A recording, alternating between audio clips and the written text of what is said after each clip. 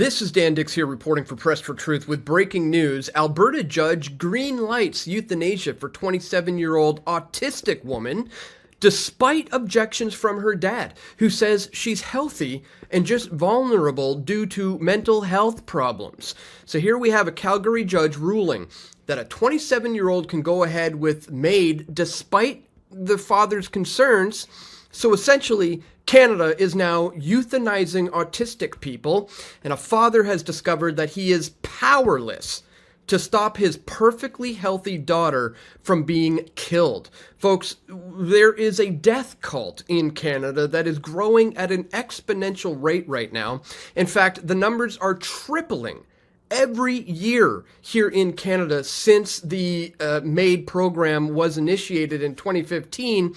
And in fact, Canada is now breaking euthanasia records once again, up 34% on the year to date. So as I said, things are growing at an exponential rate, and now they are quite literally euthanizing autistic people against the wishes of their parents, guys. This isn't an isolated incident. There's similar things happening elsewhere in the world. A physically healthy Dutch woman, 28 years old, has decided to be euthanized due to crippling depression. A physically healthy 28-year-old Dutch woman has decided to legally end her life due to her struggles with crippling depression, autism, and borderline personality disorder, according to a report. So this poor young woman here said that she decided to go for euthanasia when her doctors told her, quote, "There's nothing more we can do for you. It's never gonna get any better," they told her. In terms of her depression, there's nothing we can ever do. You are only ever going to be depressed for the rest of your life. Suicide is your only option. This is absolutely insane that, this would be happening in this day and age. But as I said, this is an ongoing problem, and it's not just, Canada that's doing this. In fact, there's a large growing number of countries who are getting in on this euthanasia program. I started covering this extensively back in 2020, guys, with this video exclusive. Canadian government forced killings of the elderly at Adelphus Hospice Society exposed. A really important video. Then I followed up with this one. The government steals this care home property for refusing to kill their patients. Then I put this one out. The Canadian government is pushing death via medically assisted suicides at an alarming rate. And then I put this one out. MAID Unleashed. Canada wants to legalize medically assisted suicides for drug addicts. And in this video back from October of 2023, I pointed out that the Canadian government is also seeking to add persons suffering solely from mental illness to the list of eligible Canadians, which includes people who are addicted to drugs. And essentially, we're already there, folks. We had the cancer patients to be damned. This is medically assisted murder, not assistance in dying.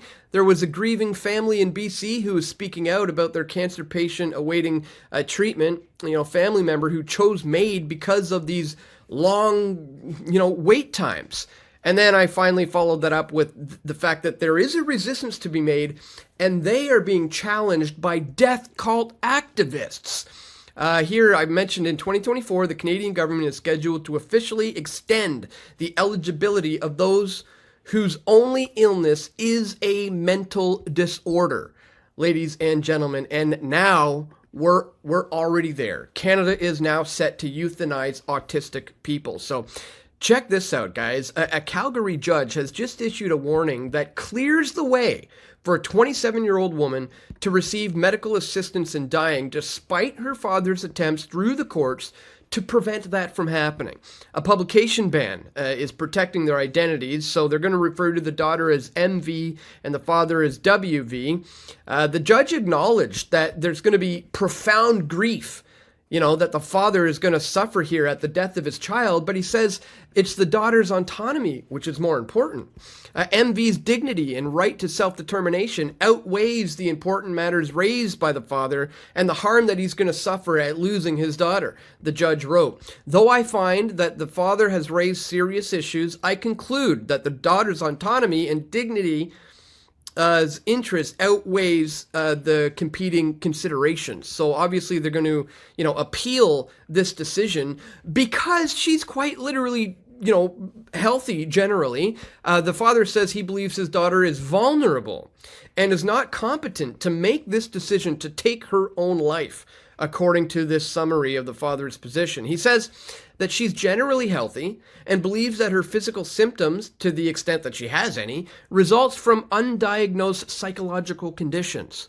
Her only known diagnosis described in the court earlier this month are autism and ADHD.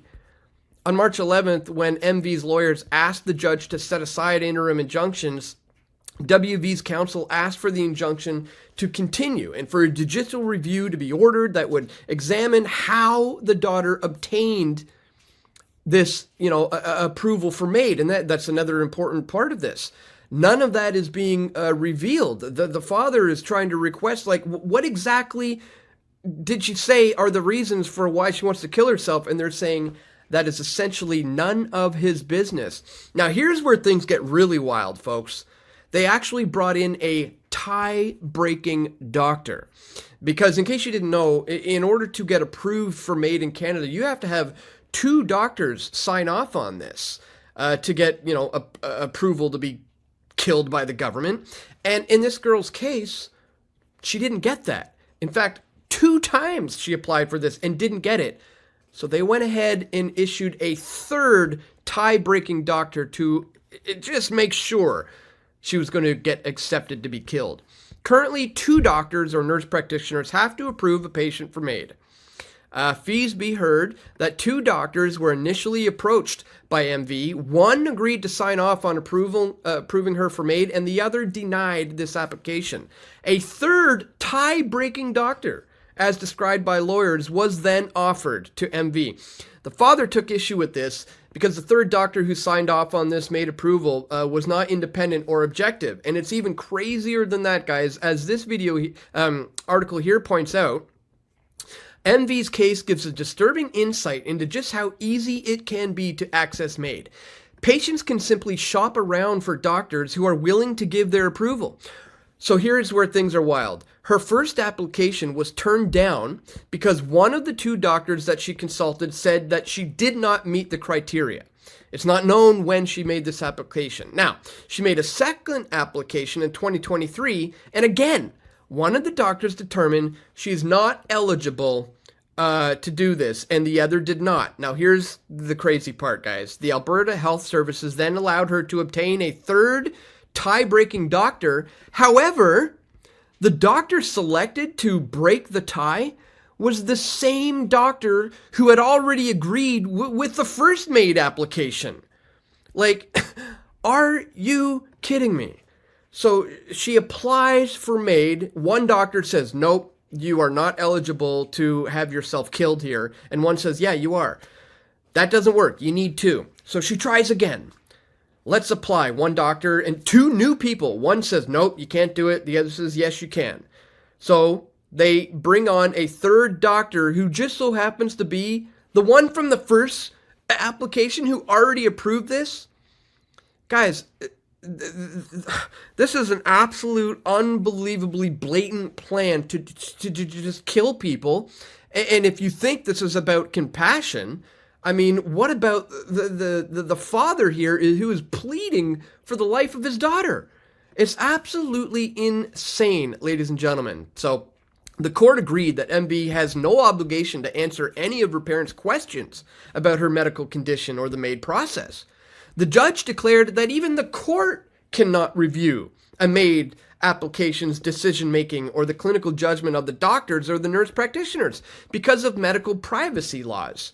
Her parents can never know why 2 of the doctors felt that it was acceptable for the state to euthanize their daughter. Life and death decisions are being made in secret by unaccountable figures. So assistance in dying campaigners are often claiming that they are on the side of compassion, but stopping a father from saving his daughter's life is surely the cruelest outcome possible. Anyone who still believes that euthanasia prevents suffering needs to seriously think again. And I would point you back to this interview I did with Angelina Ireland, and she is pretty much leading the charge here in Canada to resist MAID, and they literally sent out death cult activists to try to essentially have her shut down, guys. In this video, Dan Dixon Press for Truth speaks with Angelina Ireland from the Delta Hospice Society about her fight against MAID, how the government took her property for refusing to do MAID, and then sent death cult activists to shut her down, but that did not stop her fight for life. There is a resistance to MAID, and they need your support, guys. So I want to encourage you to watch this exclusive interview if you have not yet. And go check out the Delta Hospice Society, who are leading the charge here to fight for this. Just say no to MAID. Our do not euthanize directive speaks for life in any situation.